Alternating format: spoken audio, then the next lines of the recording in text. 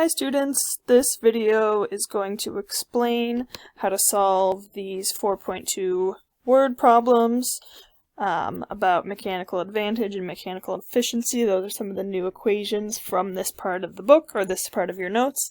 I'm going to start off by writing out the helpful equations up at the top of my page. Remember this one from before? Work equals force times distance. A new one for 4.2 is mechanical advantage equals output force divided by input force. Remember, mechanical advantage is how much the machine helps you do the work, so of course it makes sense that the output force is going to be greater than the input force, and if this number is greater than, the output force is greater than the input force, then that will leave us with a number greater than 1, and if our machine is helping us by making work less, we want our mechanical advantage to be as high as possible. The last equation that we'll need for this worksheet is mechanical efficiency, which is equal to output work divided by input work, multiply that by 100, and we're going to multiply it by 100 to give us a percent. This one makes sense because output work is going to be greater than input work, because some of the work that you input onto the machine will be lost due to friction, so the numerator would be a little bit smaller, or in some cases a bit smaller depending on how efficient the machine is, but the numerator will be smaller than the denominator, which will give you a fraction. You'll multiply that number by 100 to get a percent. So number 1 says, I need to move some soil up 10 centimeters, but when I use a shovel, I move 40 centimeters. Does the machine make the task easier or harder? How much, how many times easier or harder? Well, you know, or you may recall, that the force distance trade-off says that the more distance that you cover, the less force that you need to apply, right? Because work equals force times distance, and anything that we're trying to do, would it be accomplishing the same job or the same work, when I increase the amount of distance, I'm going to then have to decrease the amount of force to end up with the same product of work. So, because I move 40 centimeters and the soil only moves 10 centimeters, more input distance moved means that the job is easier. How much or how many times easier? Well, that's going to depend on how much more I moved. Because 40 is 4 times more than 10, right? 40 divided by 10 equals 4. So the job is 4 times easier with the shovel. So that gives us a mechanical advantage of 4. Number 2. If I apply 25 newtons of force to the shovel, how much force does the shovel apply to the soil? So we're looking back at this work equals force times distance equation. We know that when we've increased the amount of distance, however much we've increased the distance means that the force is that many times less for our input. So if we input 25 newtons of force, the machine is going to make that job 4 times easier. So 25 newtons of force times the 4 times mechanical advantage from this question number 1 that we just solved, 25 times 4 means that the shovel is applying a force of 100 newtons to the soil. My scrolling is a little messed up here. Number 3. I have 2 options to get a box into the back of a truck. Below. Here are the 2 options. Please explain why I might decide to use either option, meaning there are advantages and disadvantages to both, and other variables to consider.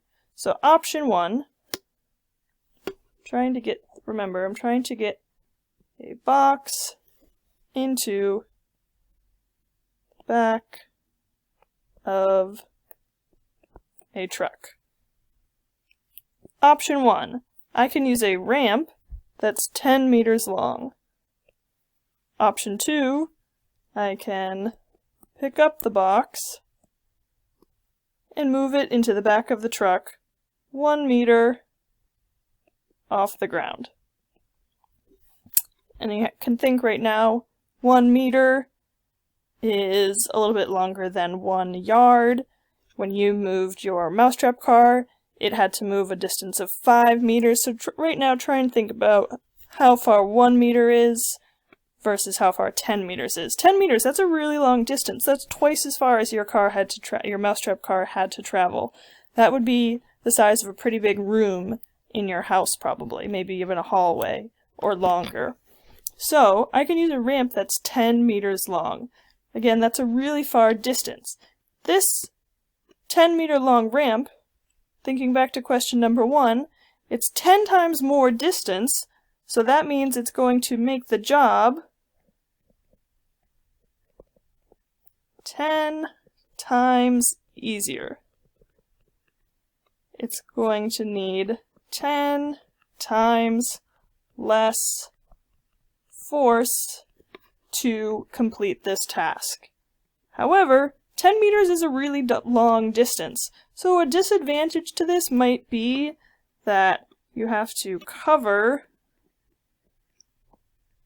a large distance. Maybe 10 meters is just really far. The box isn't that heavy.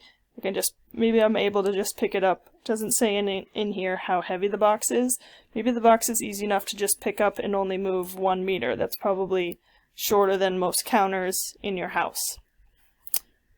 So if it's light enough, easy enough, that might be a quicker option. So time maybe is a factor here. I can do it a lot faster if I just have to pick it up 1 meter. But if it's really heavy, you might not be able to pick it straight up. Maybe you need to push it up that really 10-meter long ramp. So, option B, to pick up the box and move it 1 meter, it makes the job harder.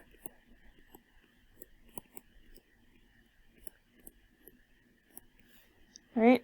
10 times more difficult than if you were using ramp. But it might save some time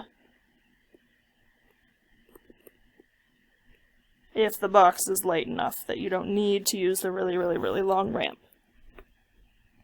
Oh, and looks like I just answered question number 4 down here. Does the ramp make the above job easier or harder? Ramp makes the job easier. How do you know? More distance covered means that there is less force needed. How many times easier or harder? 10 times easier, because the ramp is 10 times longer than vertical distance.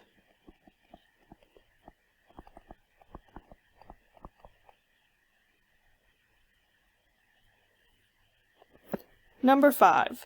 A screwdriver is used to open up a paint can. You apply 7 newtons of force to the end of the screwdriver and move 4 inches. The tip of the screwdriver moves 1 inch and applies 28 newtons of force to the paint can lid. What is the mechanical advantage of the machine? So here we have our paint can. Suppose I should have pasted an image in here beforehand. But hopefully you can see that this looks well enough like a paint can. And here is the screwdriver with the handle. And if you've ever done this before, you know that the very tip of the screwdriver, you place it underneath the lid of the paint can, and you're just prying it a very, very, very short distance. In this case, it's 1 inch. You are going to move the handle on the screwdriver a much larger distance, in this case 4 inches. Okay, so if you can imagine, if you were trying to do this with just your fingernail, that would be kind of painful to get your fingernail to pry underneath the paint can lid. If it's a fresh can of paint from the hardware store and it's sealed really well, I don't think that would be possible without kind of hurting or breaking your fingernail. So you're going to use a screwdriver to pry open the lid. Okay, so the screwdriver tip moves 1 inch up. I guess these arrows are backwards. You're going to move the screwdriver tip 1 inch up, and you're going to move the screwdriver handle 4 inches down to get this prying action. Okay? The tip of the screwdriver moves 1 inch and applies 28 newtons of force to the paint can lid. Question again here is, what is the mechanical advantage of the machine? Well, if we remember from up here, our equation for mechanical advantage is output force divided by input force. The output force, that's what the machine does. That's 28.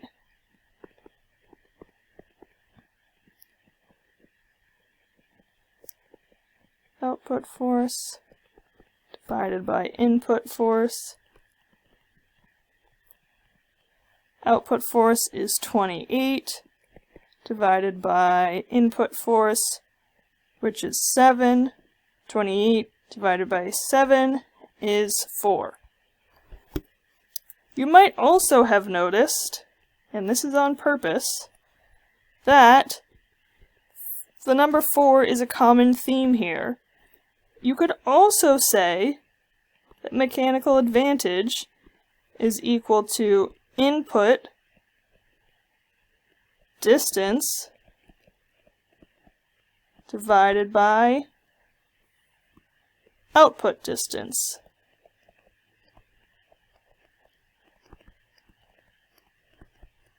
And it's really important to get the order right here. You'll notice input distance divided by output distance. Over here, this is the opposite. Output force divided by input force. Both of these equations will give you mechanical advantage. This makes sense, right? Because you know the less force that you apply, the easier the work is. The more distance that you cover, the easier the work is. Right? When you move more distance, the mechanical advantage is higher because the job is easier.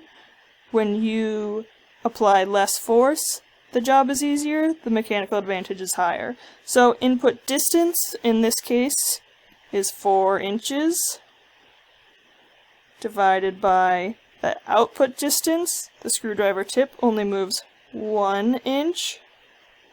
So 4 divided by 1 gives you also a mechanical advantage of 4. Number 6 says, The above question demonstrates an ideal machine, where none of the work is lost to friction. In actuality, the screwdriver applies 26 newtons of force to the paint can lid. What is the mechanical efficiency of the machine, which in this case is a screwdriver? So like we talked about, ideal machines don't really exist, unfortunately. Because friction exists, that's always going to reduce some of the force that you apply onto the machine. It's going to reduce some of that force when it gets applied to the output, or in this case, to the actual paint can lid. So, if we remember, our equation for mechanical efficiency is output work divided by input work times 100. So, mechanical efficiency, output work divided by input work times 100. Output work is 26 newtons divided by input work from the question above is 28 newtons. That will give us, with my handy dandy calculator, 26 divided by 28 equals 0.928, which I'm going to round to as 0.93. I'm going to multiply that by 100, which gives us an efficiency of 93%. What that means is that 93% of the work that you do is converted into work from the screwdriver onto the paint can lid. So that's a pretty efficient machine. Gets an A. Alright guys, let us know if you have questions.